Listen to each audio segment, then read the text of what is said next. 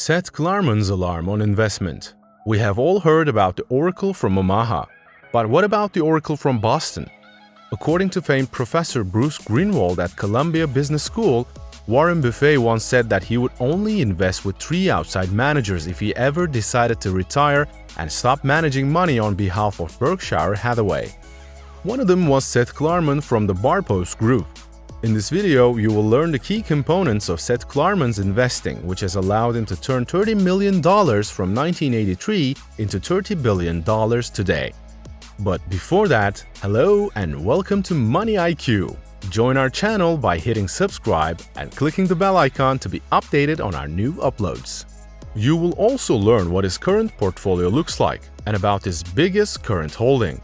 Yes, and it's an online marketplace.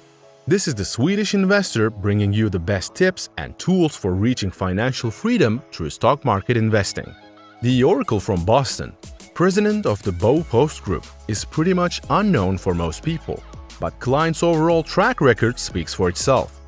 He's become a billionaire through investing in a Warren Buffett way, and his firm, the Post Group, has grown to manage more than $30 billion in assets after starting with less than 30 millions. The 63-year-old investor with a reported net worth of $1.5 billion and an alumni at Harvard Business School also has a stake in the Boston Red Sox and owns various racing horses. After graduating, Klarman worked for Mutual Sharks Corp., which was run by value investing guru Max Hine. Later in his career, Goldman was recruited by adjunct professor Bill Purvu to help him manage a pool of capital just south of 30 millions. The company was named Barpost, as you know. Now this turned out to be a ride of a lifetime, headquartered away from the noise of Wall Street in Boston. Well, billionaire investor Seth Klarman underlined the risks to investors of speculation, complacency, and both inflation and interest rate hikes in his latest annual letter to clients, a copy of which was obtained by Insider. The Barpost CEO, nicknamed the Oracle of Boston because he invests similarly to Warren Buffett, also highlighted the importance of hedging, explained why he wants volatile markets, and bemoaned the state of American democracy. He noted that current markets had brought plenty of opportunities due to the pandemic-related dislocations and several megatrends. The trends, Klarman pointed out, included political uncertainty, government interventions, climate change, and technological disruptions. He added that these factors combined with the typical market inefficiencies result in rapidly moving opportunity creation that requires flexibility.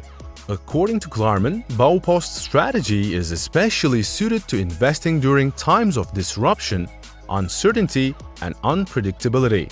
According to Klarman, he added that Barpost's primary success factors include its long-term flexible investment mandate, experience investing amidst great uncertainty, intellectual honesty in a rapidly evolving world, appreciation of optionality, and a record of assessing and mitigating downside risk. How Barpost uncovered value in 2021. Over the last several years, one of the great debates has been whether value investing is dead. It looked like value stocks started to make a comeback in 2021, but growth stocks remain popular among all types of investors. Whenever they have identified an opportunity, the Barpost team considers several questions. They think about why the opportunity exists, identify the market inefficiency, and consider whether they have lowered the bar, making investments appear more attractive than they are. Before they invest, the Barpost team also thinks about why their competitors haven't jumped on the apparent mispricing. Klarman says that one of their primary drivers of capital deployment in 2021 was finding opportunity well off the beaten path.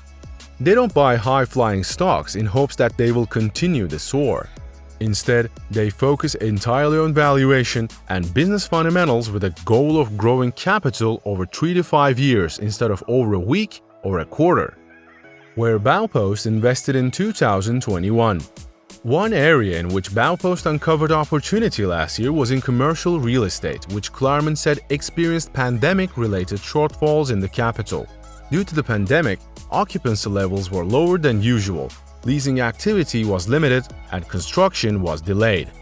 Baupost seized upon the opportunities created by these funding gaps, which enabled it to inject fresh capital into the temporarily struggling real estate projects. For example, the fund invested $380 million into high-end condos in New York City's Central Park Tower and closed on 3 other lending opportunities in 2021, including a mezzanine loan to another condo project in Texas. Baupost has also identified and either closed on or expects to close on more opportunities to build lab space, cold storage, and data centers. Real estate made up about 11% of the fund's portfolio at the end of 2021.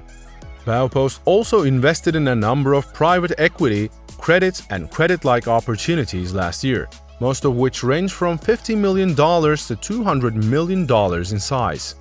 In 2021, the fund deployed $1.6 billion of fresh capital into private equity, and it has another $1.2 billion of deal flow in the pipeline that Klarman expects to fund this year. Portfolio additions in 2021 included Campo, the greatest European garden products business, which a distressed Chinese seller unloaded. Baupost also invested in a chain of veterinary surgical hospitals and a group of orthodontic and pediatric dental practices. About 13% of the fund's portfolio were invested in private equities at the end of the year. Klarman also identified opportunities in the bespoke private credit and preferred stock markets. For example, Baupost invested in companies trying to secure growth capital without equity dilution or giving up control and other proprietary sourced financial opportunities. The fund deployed over $1.2 billion of gross capital in the space and had $1 billion in future transactions in the pipeline at the end of the year. About 3.5% of Baupost's portfolio consisted of private credit-like investments at the end of the year. No more free lunch. It's coming. Further, he noted that a short-term mindset has taken over the market as investors have experienced very little downside volatility in recent years. They're dabbling in companies with very long-term business plans as they aim to generate short-term profits on their trades. Klarman believes the 12-year-old buying frenzy is like a roach motel that has lured many investors into speculative investments that are easier to get into than they will be to get out of.